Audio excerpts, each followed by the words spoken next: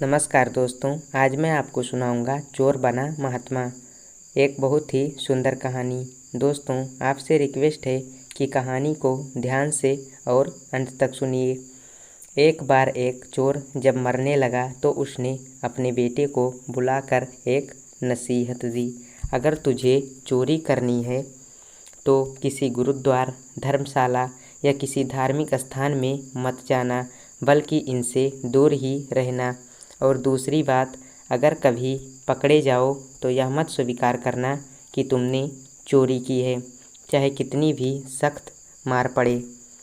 चोर के लड़के ने कहा, सत्य वचन। इतना कहकर वह चोर मर गया और उसका लड़का रोज रात को चोरी करता रहा। एक बार उस लड़के ने चोरी करने के लिए किसी घर के ताले तोड़े, लेकिन घर वाले जाग गए और उन्होंने शोर मचा दिया। आगे पहरेदार खड़े थे।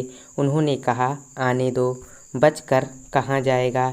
एक तरफ घर वाले खड़े थे और दूसरी तरफ पहरेदार। अब चोर जाए भी तो किधर जाए। वह किसी तरह बचकर वहाँ से निकल गया। रास्ते में एक धर्मशाला मिला। धर्मशाला को देखकर उसको अपने बाप की सलाह याद आ गई कि धर्मशाला में नहीं जाना, लेकिन वह अब करे भी तो क्या करे। उसने यह सही मौका देखकर उस धर्मशाला में चला गया जहाँ सत्संग हो रहा था।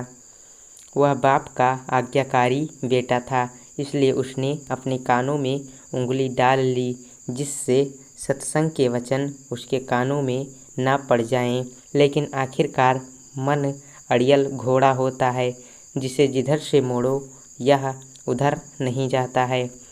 कानों को बंद कर लेने के बाद भी चोर के कानों में यह वचन पड़ गए कि देवी देवताओं की परछाई नहीं होती। उस चोर ने सोचा कि परछाई हो या ना हो, इससे मुझे क्या लेना देना। घर वाले और पहरेदार पीछे लगे हुए थे। किसी ने बताया कि चोर धर्मशाला में है। जांच पड़ताल होने पर वह चोर पकड़ा गया। पुलिस ने चोर को बहुत मारा, लेकिन उसने अपना अपराध कबूल नहीं किया।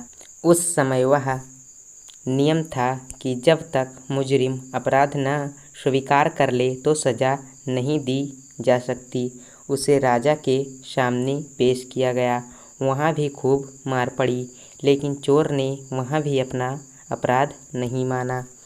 वह चोर देवी की पूजा करता था, इसलिए पुलिस ने एक ठगनी को सहायता के लिए बुलाया। ठगनी ने कहा कि मैं इसको मना लूँगी। उसने देवी का रूप भरकर 2 नकली बाहें लगाई, चारों हाथों में 4 मशाल जलाई और नकली शेर की सवारी की। क्योंकि वह पुलिस के साथ मिली हुई थी, इसलिए जब वह आई तो उसके कहने पर जेल के दरवाजे कड़क कड़क खुल गए। जब कोई आदमी किसी मुसीबत में फंस जाता है तो अक्सर अपने इष्ट देव को याद करता है।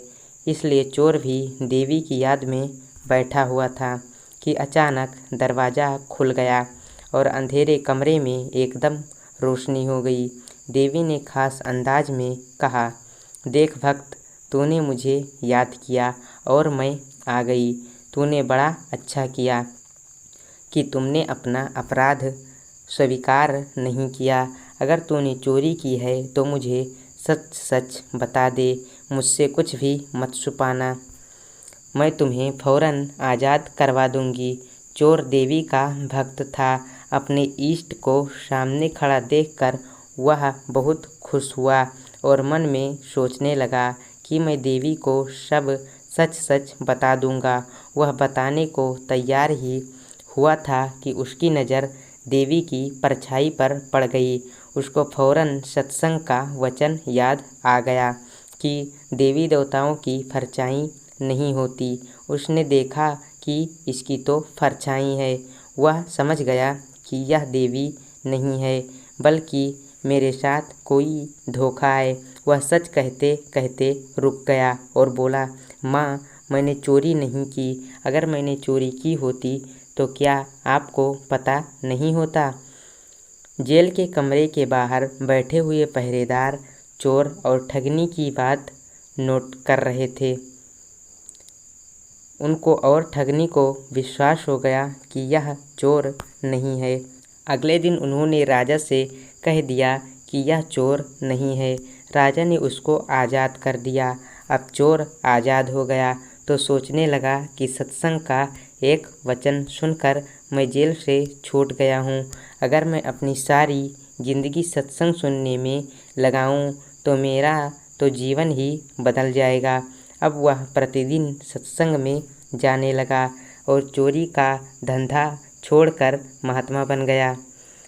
दोस्तों, इस कहानी से हमें यही सीख मिलती है कि कलयुग में सत्संग ही सबसे बड़ा तीर्थ है। सो दोस्तों, अगर आपको ये कहानी पसंद आई हो तो कृपया चैनल को सब्सक्राइब कर लीजिए और इस वीडियो को ज़रूर लाइक कीजिए। तो चलिए मिलते हैं अगले वीडियो में। जब तक के लिए जय हिंद, जय भारत।